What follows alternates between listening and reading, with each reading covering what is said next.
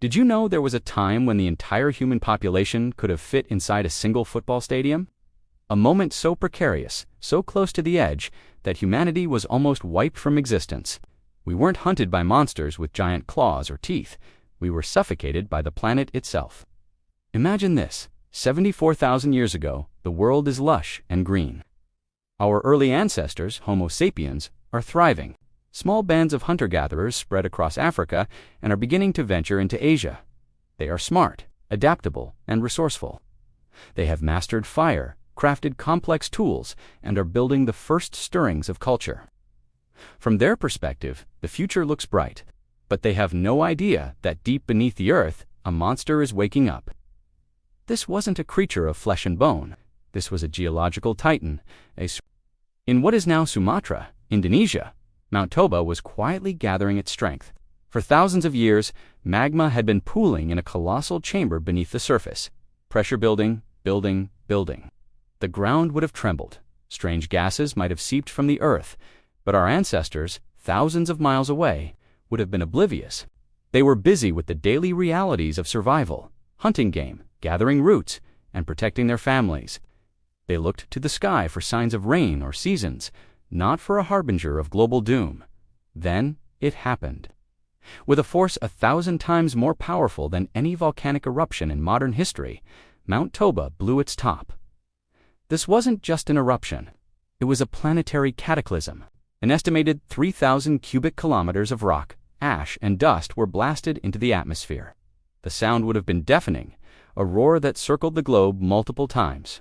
A plume of ash soared 50 kilometers high, punching through the troposphere and into the stratosphere, where it would linger for years. For those nearby, the end was instantaneous. Pyroclastic flows, superheated clouds of gas and rock, would have raced across the landscape at hundreds of kilometers per hour, incinerating everything in their path. The sky, for thousands of miles around, would have turned to midnight at midday as a thick blanket of ash began to fall, burying the land, choking rivers, and killing all vegetation. But the immediate blast was only the beginning of the horror. The real threat was global. The massive cloud of sulfur dioxide and ash spread across the planet, wrapping the Earth in a gray shroud. This veil blocked out the sun. Global temperatures plummeted by as much as 15 degrees Celsius, triggering a volcanic winter that would last for nearly a decade. Think about that. A decade without a proper summer. The world was plunged into a new, sudden ice age. In Africa and Asia, where our ancestors lived, the rains failed. Monsoons, the lifeblood of the tropics, ceased. Droughts became permanent. The lush forests and savannas where they hunted turned into barren, dusty wastelands. The plants died. The animals that fed on the plants starved, and the humans who hunted those animals found themselves in a world without food. This is the Toba catastrophe theory. It suggests that this single volcanic eruption pushed our species to the absolute brink of extinction. The world became a cold, dark, and empty place. Food was impossibly scarce.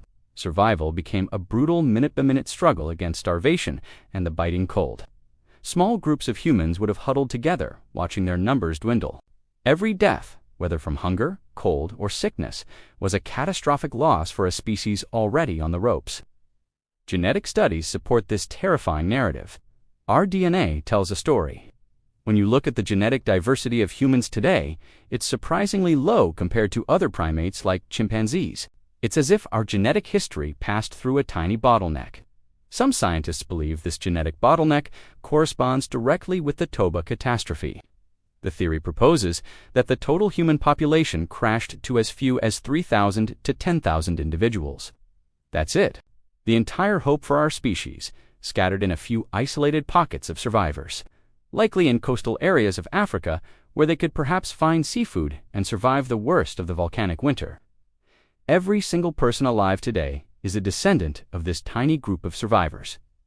Think of the odds. They endured years of near-perpetual twilight, freezing temperatures, and a world where the very air was toxic. They were tougher, smarter, and perhaps luckier than the rest. They must have possessed incredible resilience and ingenuity. They would have needed to find new food sources, new ways to stay warm, and new reasons to keep hope alive in a world that seemed to be ending. They had to innovate to survive. Perhaps this is when coastal foraging became a primary strategy. Maybe this intense pressure cooker of evolution is what forged even stronger social bonds and more complex communication.